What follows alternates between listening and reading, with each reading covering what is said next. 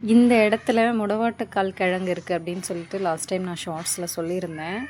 இந்த இடத்துக்கும் பின்னாடி பார்த்திங்கன்னா நான் வந்து பூச்செடிகள் நிறைய வச்சுருக்கேன். தூரமாக பார்த்தா உங்களுக்கு தெரியும், பூச்செடிகள் வந்து வச்சுருக்கேன். சரி, இந்த இடம் சும்மாவே கடந்தது, இதில் ஏதாவது நம்ம வைக்கலாமே அப்படின்னு சொல்லிட்டு பிளான் பண்ணிவிட்டு ஜேசிபி கொண்டு வந்து இதை க்ளீன் பண்ணுறதுக்கு முன்னாடி நம்மளோட முடவாட்டுக்கால் கிழங்கு இங்கே நிறைய இருக்குது. ஒரு மரம் விழுந்துருச்சு, அந்த மரத்து மேலே உள்ள முடவாட்டுக்கால் கிழங்கு அப்படியே நிறைய வளர்ந்துருக்கு. சரி, இதை எப்படியாவது பறித்து நம்ம வீட்டில் வச்சிடணும் அப்படின்றதுக்காக ஜேசிபி வரதுக்கு முன்னாடியே நான் வேகமாக பறித்து கொண்டு வந்து வீட்டில் போட்டுட்டேன். இந்த இடம் பார்த்திங்கன்னா நம்மளோட வீட்டிலோட ஃப்ரெண்டில் தான் இருக்குது. நான் பறித்து வீட்டுக்கு கொண்டு வந்துட்டேன். பாருங்கள் எவ்வளோ பெரிய கிழங்குன்னு பாருங்கள். ரொம்ப நல்ல பெருசாக வளர்ந்துட்டு ரொம்ப நாளாகுதுன்னு எனக்கு தோணுது. ஏன்னா ரொம்ப பெரிய பெரிய கிழங்குகள். இதை வந்து க்ளீன் பண்ணுறதுக்கு கண்டிப்பாக 2 ஆள் வேணும்.